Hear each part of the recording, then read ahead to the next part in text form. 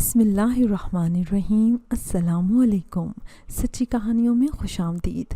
Viewers, आज आपके लिए मैं जो कहानी लाई हूँ वो एक सच्ची कहानी है और नहायत ही सबक आमोज है। ये कहानी मेरी सगी भाभी की है। लेकिन कहानी शुरू करने से पहले आपसे गुजारिश है कि अगर अभी तक आपने हमारा चैनल सच्ची कहानियाँ सब्सक्राइब नहीं किया तो इसको लाजमी सब्सक्राइब कर लीजिए और साथ लगे बेल आइकन को भी प्रेस कर लें ताकि आपको हमारी हर न्यू वीडियो की नोटिफिकेशन भी टाइम पर मिलती रहे।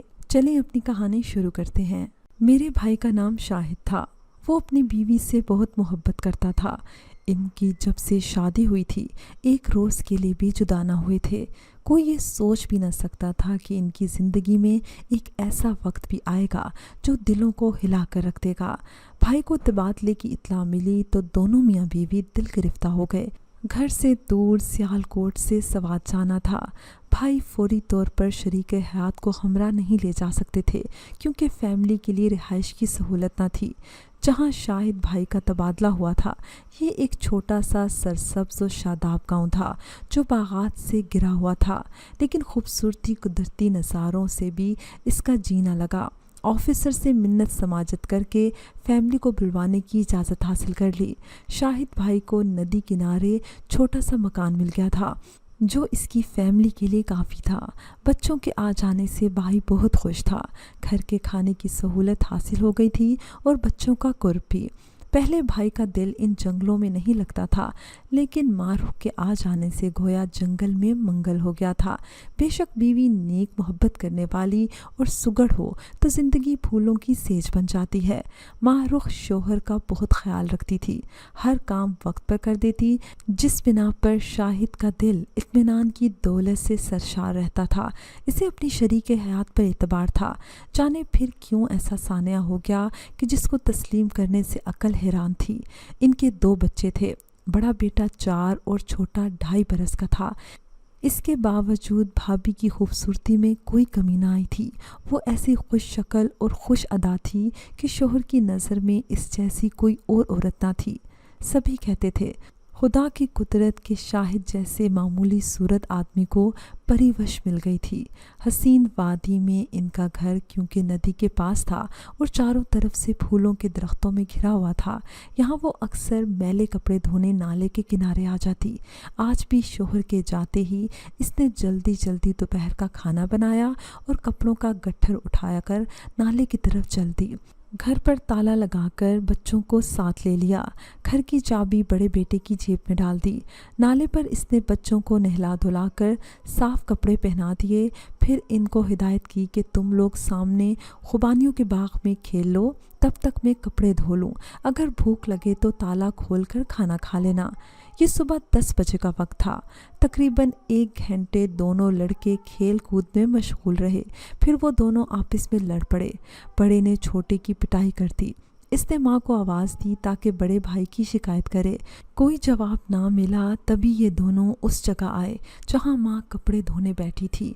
माँ वहाँ मौजूद न थी। मैले कपड़े भीगे हुए रखे हुए थे। यूँ लगता था कपड़े धोते धोते वो अचानक ही उठकर कहीं चली गई है। वो माँ को पुकारने लगे। तभी एक औरत उधर आ गई। क्यों चिल्ला रहे हो? तुम्हारी माँ कहाँ है? माँ वहाँ थी। बच्चे ने नाले की तरफ इशारा किया। कपड़े धो रही थी लेकिन अब नहीं है माँ। बागबान औरत ने भपरे हुए नाले की तरफ देखा जिसका पानी किसी खसबनाक अजदहा की माने फनकार रहा था। वो औरत यही समझी कि इनकी माँ जो पत्थरों पर बैठी कपड़े धो रही थी शायद फिसल जाने से दरिया में गिर गई है, क्योंकि भीगे हुए कपड़ों में साबुन भी लगा हुआ था। तभी इसने शोर मचा दिया, लोगों जल्दी आओ, औरत पानी में गिर गई है। इस पर दोनों बच्चे और भी शिद्दत से रोने लगे।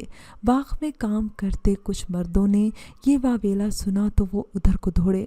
ये बच्चे बता रहे थे कि इनकी माँ यहीं गिरी है। पानी तो बहुत तेज़ है, अब तो बहुत दूर तक निकल चुकी होगी। ये शाहिद के बच्चे हैं, मैं इनको पहचानता हूँ, अभी जाकर इसे इत्तला करता हूँ। शाहिद ने सुना इसकी बीवी कपड़े धोते हुए नाले में गिर गई है तो घबरा कर अपने अफसर के पास चला गया। साहब ने इसकी परेशानी देखकर सारे अमले को हुक्म दिया कि जल्द अज जल्द तमाम लोग जाओ और इसकी बीवी को तलाश करो।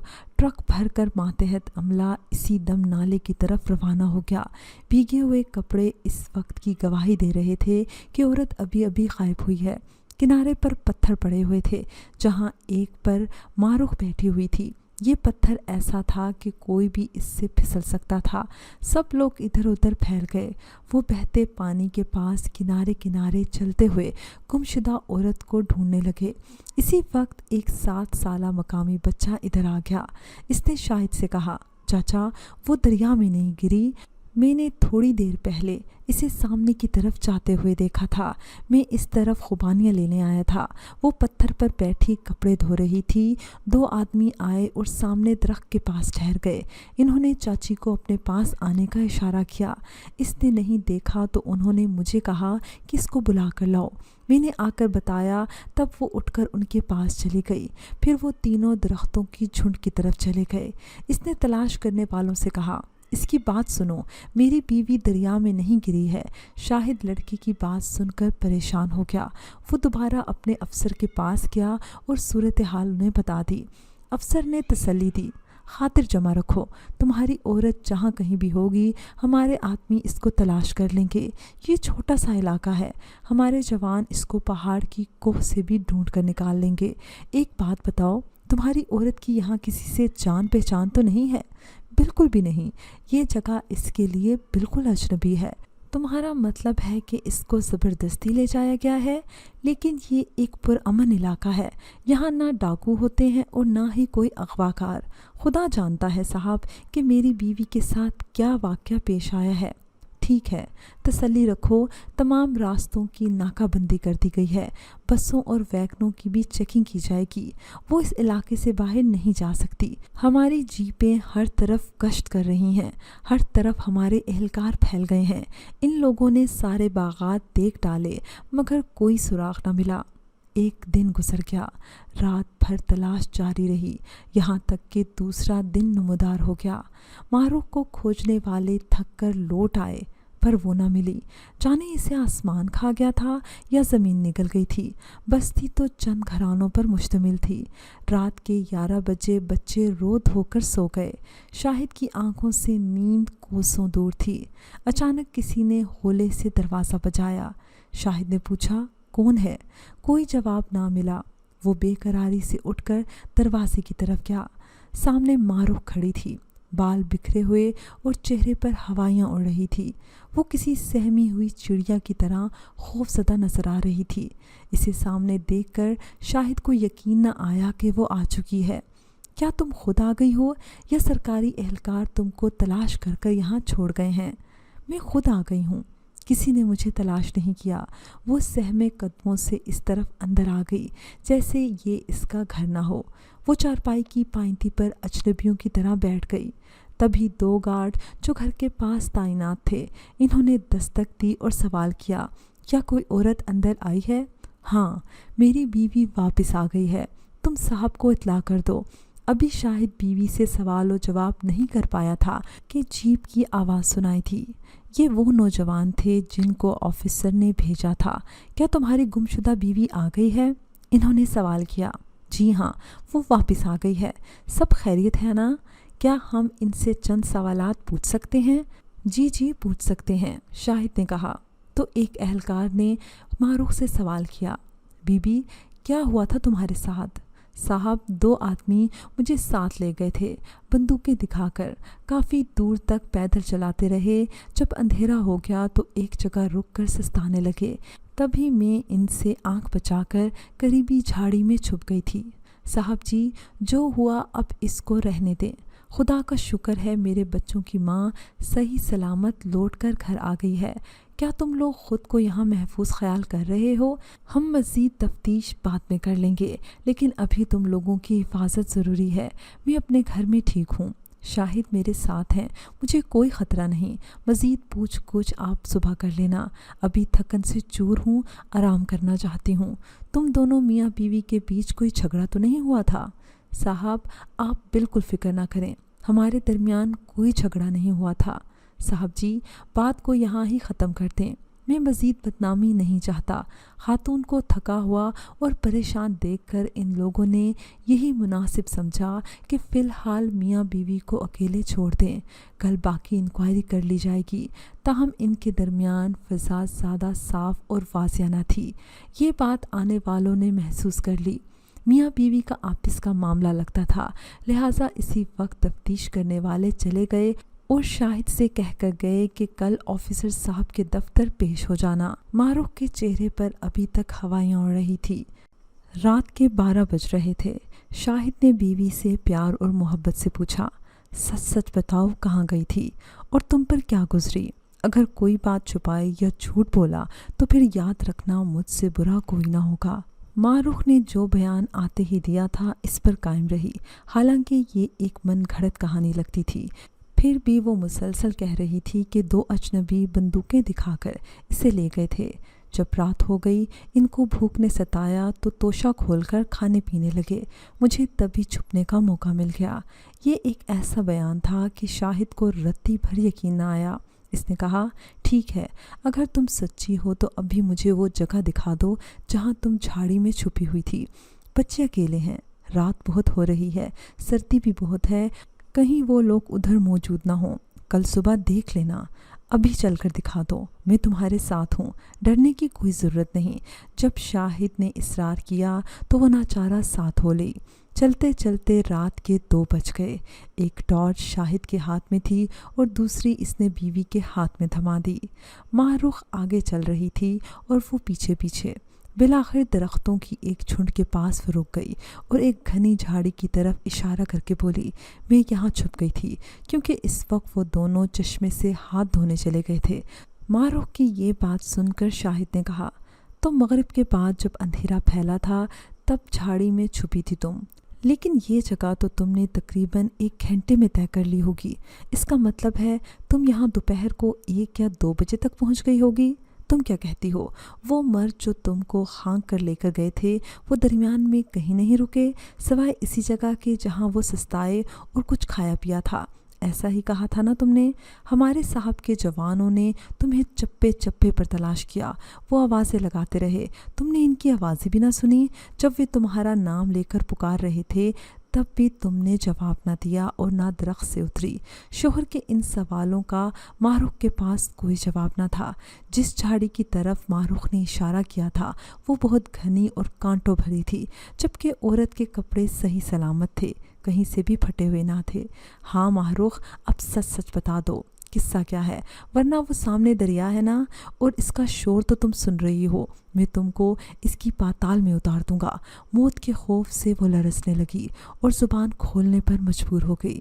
سہمے ہوئے لہجے میں ماہ رخ بولی، میں اپنے گھر والوں کا حال احوال لینے کے لیے بہرام خان کے پاس گئی تھی۔ یہ بہرام خان کون ہے اور تجھے کیسے جانتا ہے؟ وہ جو ہمارے کوارٹر کے پیچھے تھوڑے سے فاصلے پر بڑے پٹ کے دروازے والا مکان ہے، وہاں بہرام خان کچھ دن پہلے رہنے کے لیے آیا تھا۔ وہ میرے گاؤں کا رہنے والا ہے۔ جب اس نے مجھے دیکھا تو بات کی۔ میں نے بھی اپنے میکے والوں کا حال احوال پوچھنے کو اس سے بات کی۔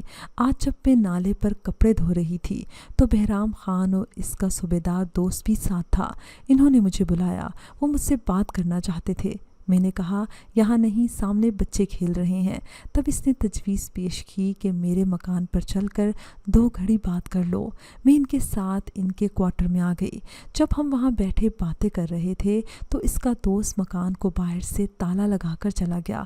کہا میں ابھی 15 منٹ میں واپس آتا ہوں، مجھے حاضری لگانی ہے۔ تالا اس نے کیوں لگایا؟ فوراً ہی شاہد نے سوال کیا۔ تاکہ کوئی اور شخص یا اس کا ساتھی وہاں نہ آ جائے۔ پھر وہ تالا کھولنے نہ آیا کیونکہ ایک پلٹن مجھے ڈھونڈنے میں لگی تھی۔ سب اہلکار چاروں طرف بکھرے ہوئے تھے، اس لیے خوف کی وجہ سے وہ ہماری طرف تالا کھولنے نہیں آیا۔